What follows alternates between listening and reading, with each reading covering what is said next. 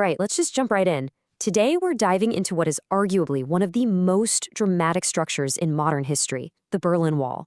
We're going to unpack the whole story in this explainer, the history, the very real human cost, and of course, that incredible euphoric collapse of a barrier that literally defined an entire era. So let's start with a really simple but honestly terrifying question. What happens when an entire city is split in half overnight? I mean, just imagine walking down your street, a route you take every single day, only to find it completely, violently blocked. It cuts you off from your family, your job, your entire life. Well, that's exactly the reality we're exploring today. Section 1. A city split in two. The post-war division.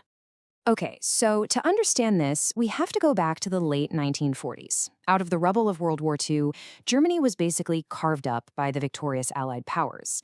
And right at the center of this fractured nation sat its capital, Berlin. As we moved through in the 1950s, tensions absolutely skyrocketed. There were these mass exoduses that really alarmed the East, and it all led directly to a world-changing night in August 1961. What you had were two fundamentally opposed worlds developing right side by side. On one hand, East Berlin was firmly integrated into the Soviet political and economic system.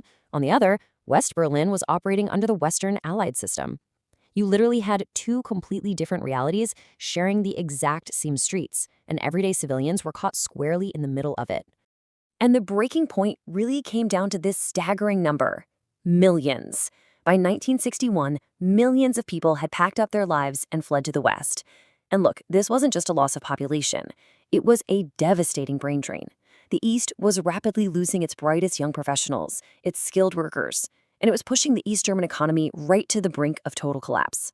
Section 2. The Wall Rises, an overnight barricade. So under the dead of night on August 13th, 1961, in this top-secret mission they called Operation Rose, East German soldiers rapidly unrolled miles and miles of barbed wire.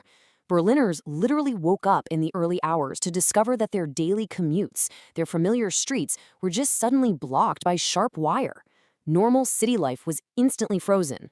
And the evolution of this barricade was terrifyingly fast. It began really simply, just barbed wire rolled across the cobblestones. But almost instantly, temporary barricades were hastily placed to replace that wire. And then came the permanents. Massive, brutalist, concrete structures and ominous watchtowers began rising up and piercing the Berlin skyline. Section 3. Life and Escapes. In the shadows of the wall. Now, the human cost here was just devastating. The wall was way more than just concrete. It was a physical barrier that separated mothers and children, lifelong friends, and sliced entire neighborhoods in half. People whose apartments sat directly on the borderline were left staring out of their windows at a West they couldn't reach. That is until the state began brutally bricking those windows shut too. This border system eventually became infamous. They called it the death strip. Behind the main massive concrete wall, there was this heavily guarded gauntlet designed specifically to be lethal. We're talking intimidating fences, towering watchtowers, blinding floodlights, guarded patrol roads with armed border guards, and vast stretches of smoothly raked sand. Why sand? So that a single fleeing footprint could easily be spotted from above. So, faced with a massive concrete barrier and armed guards with shoot-to-kill orders, you have to ask yourself, how did Berliners continue to escape? Well, the resilience of these ordinary citizens was just astounding. People risked absolutely everything to climb, to hide, and incredibly, to secretly dig underground tunnels by hand. In operations like the famous Tunnel 57, civilians spent months clawing through the dirt using just candlelight and hidden maps, literally listening to the heavy boots of border guards pacing directly above their heads. Ultimately, the wall escalated into the ultimate physical symbol of the Cold War. It became this exact friction point where two opposing global superpowers collided face to face. You had the United States and NATO-aligned Western Europe on one side, staring directly at the Soviet Union and Eastern Europe on the other. Section 4. The Historic Fall. The Breaking Point.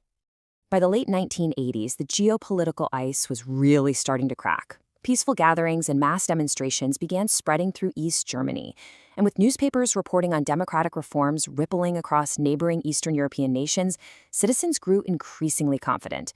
You could just feel this electric, undeniable momentum building in the streets. A different future actually felt possible. Then came the spark. And honestly, ironically, it was a massive bureaucratic blunder. On November 9th, 1989, an East German official was handed a hastily written note about relaxing travel regulations. Flustered during a live, shocking press conference announcement, he mistakenly said that citizens could cross the border immediately. The shockwaves from that, absolutely instantaneous. Following that broadcast, it was like a gathering storm. Thousands of civilians marched directly to the checkpoints in the middle of the night. The border guards, who hadn't received any official orders, were completely overwhelmed. They were facing this impossible pressure of immense crowds shouting, embracing, and waiting for the gates to open. Finally, to avoid a bloodbath, the guards yielded. 28. For 28 agonizing years, this city was physically and emotionally divided.